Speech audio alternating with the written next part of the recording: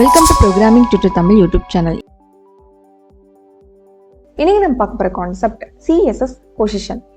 இது ஒரு ப்ராப்பர்ட்டி. இந்த ப்ராப்பர்ட்டி யூஸ் பண்ணும்போது ஒரு எலமெண்ட்டை HTML பேஜில் எந்த இடத்துல கொண்டு வரணும் அந்த பொசிஷனை குறிக்க பயன்படுது. லெஃப்டில் வரணுமா, ரைட்டில் வரணுமா, இல்லை டாப்பில் வரணுமா, பாட்டமில் வரணுமா, இல்லை இசட் இன்டெக்ஸ் அந்த பொசிஷனில் வரணுமா அப்படின்றத எக்ஸாக்ட் வேல்யூ இத்தனை பிக்சலில் டாப்லேருந்து எனக்கு மூவ் பண்ணணும் அப்படின்னு எக்ஸாக்ட் வேல்யூ கொடுத்து எலமெண்ட்டை அலைன் பண்ணுறதுக்கு தான் இந்த ப்ராப்பர்ட்டி யூஸ் பண்ணுவோம். பொசிஷன் இந்த ப்ராப்பர்ட்டியில் நம்ம கொடுக்க வேண்டிய வேல்யூஸ் 5 இருக்குது. ஸோ இதை 5 டைப்புன்னு கூட சொல்லலாம். ஸோ ஃபஸ்ட்டு டைப் பார்த்தீங்கன்னா static, second relative, third absolute, fourth fixed, fifth one sticky. So ஒரு டைப்பையும் ஒரு எக்ஸாம்பிளோட பார்த்தீங்கன்னா உங்களுக்கு ஈஸியாக அண்டர்ஸ்டாண்ட் பண்ணிக்க முடியும். இந்த ப்ராப்பர்ட்டி யூஸ் பண்ணுறதுக்கு நமக்கு 2 பாக்ஸ் தேவை. ஒன்று பேரண்ட்டு, இன்னொன்று சைல்டு. ஸோ பேரண்ட்டை கிரியேட் பண்ணுறதுக்கு ஒரு டிவிஷன் டேக் கொடுத்துட்டு அதில் கிளாஸ் நேம் பர்பிள் கொடுத்துக்கிறோம். அது உள்ளேயே இன்னொரு டிவிஷன் டேக் ஓப்பன் பண்ணி அதுக்கு நேம் சியான். பர்பிள்ன்றது பேரண்ட்டு, சியான்றது சைல்டு. இப்போ இவங்களுக்கு தேவையான CSS ஸ்டைல்ஸ் ஆட் பண்ணிக்க போகிறோம். ஸோ பேரண்ட்டுக்கு தேவையான purple colour and height with, பாக்ஸ்க்கு தேவையான ஹைட்டு வித்து, பேடிங் அப்படின்றது அந்த உள்ள கொடுக்கக்கூடிய கண்டென்ட்டுக்கும் அந்த பாக்ஸ்க்கும் இடையில எவ்வளவு கேப் இருக்கணும்ன்றதா இந்த 10 பிக்சல். ஸோ நெக்ஸ்ட் பார்த்தீங்கன்னா சியான் சைல்டு அந்த பாக்ஸுக்கு தேவையான ப்ராப்பர்ட்டிஸ் எல்லாமே ஆட் பண்ணியாச்சு. ஓகே, அடுத்தது முக்கியமாக நம்ம பொசிஷன் ப்ராப்பர்ட்டி எப்படி யூஸ் பண்ணுறது அப்படின்றத பார்க்க போகிறோம். இப்போ top 10 pixel, okay, left 10 pixel.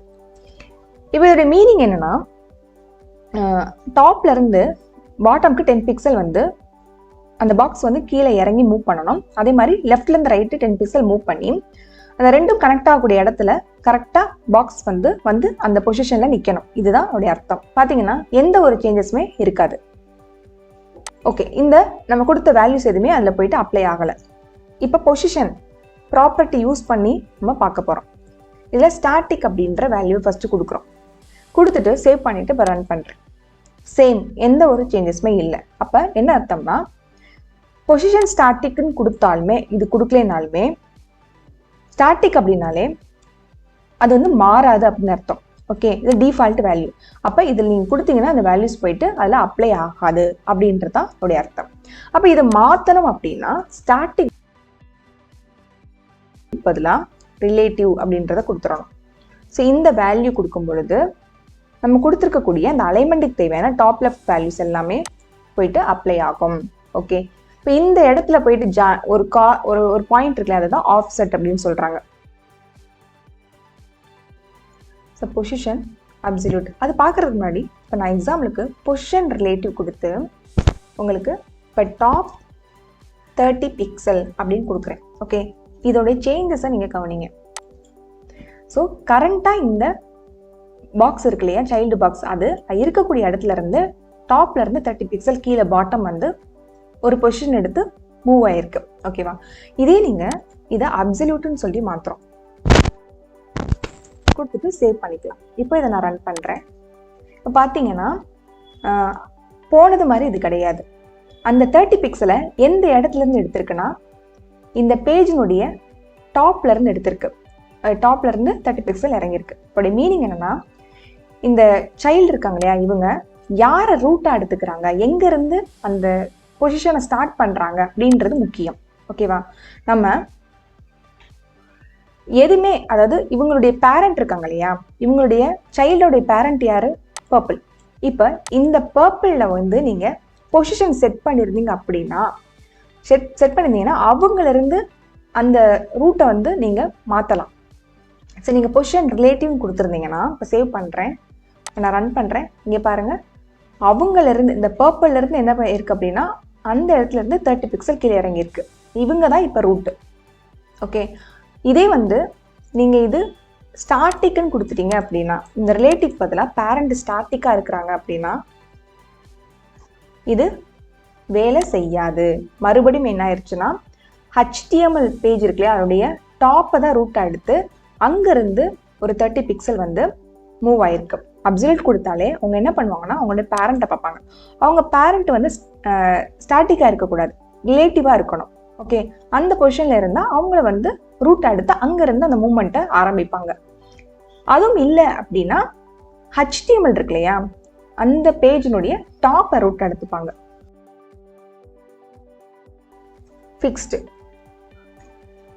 So இதில் டாப் வந்து 20 பிக்சல்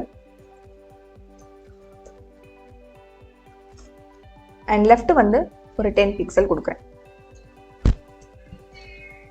இதை சேவ் பண்ணியாச்சு. இப்போ பேரண்ட் இருக்காங்க இல்லையா, அங்கே போய் ஸ்டார்டிக் பதிலாக ரிலேட்டிவ் அப்படின்றத மாற்றிக்கிறோம். இப்போ ரிலேட்டிவ் கொடுத்தாச்சு. ஓகே, இதை நான் சேவ் பண்ணுறேன். சேவ் பண்ணிட்டு இதை ரன் பண்ணுறேன். இப்போ பார்த்தீங்கன்னா நான் இதை ரிலேட்டிவ் மாற்றிட்டேன். ஆனாலுமே பர்பிள் கலர் இருக்கு இல்லையா, அதை ரூட்டாக எடுத்துக்க கிடையாது.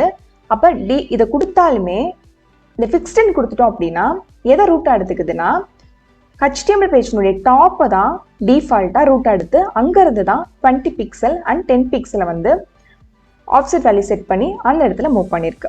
ஓகே, புரிஞ்சுச்சா? ஸோ நீங்கள் என்ன தான் வந்து பேரண்ட் எலமெண்ட்டுக்கு பொசிஷன் ரிலேட்டிவ் கொடுத்தாலுமே அதை ரூட்டாக எடுத்துக்காது இந்த ஃபிக்ஸ்டு பொசிஷன். பாயிண்ட் என்னன்னா, ஸோ பொசிஷன் ஃபிக்ஸ்டுன்னு கொடுத்துட்டிங்கன்னா இந்த 20 and 50 அந்த பொசிஷனில் அப்படி ஃபிக்ஸ்டாக நின்றுக்கும். நம்ம இப்போ ஸ்க்ரோலர் வச்சு ஸ்க்ரோல் பண்ணுறோன்னு வச்சுக்கோங்க. ஸ்க்ரோல் பண்ணும்போது பாருங்கள், மற்ற கண்டென்ட் எல்லாமே வந்து மூவ் ஆகும். பட் இந்த ஃபிக்ஸ் பண்ண இந்த பர்டிகுலர் பாக்ஸ் வந்து மூவ்மெண்ட்டில் இருக்காது. அப்படியே அந்த பொசிஷனில் ஃபிக்ஸ் ஆகிடும்.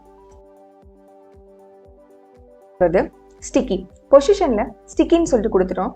இது 2 பொசிஷனுடைய காம்பினேஷன். ஒன்று ரிலேட்டிவ், இன்னொன்று ஃபிக்ஸ்டு. இப்போ இதில் டாப் வேல்யூ செட் பண்ணிக்கிறேன் 100 பிக்சல்.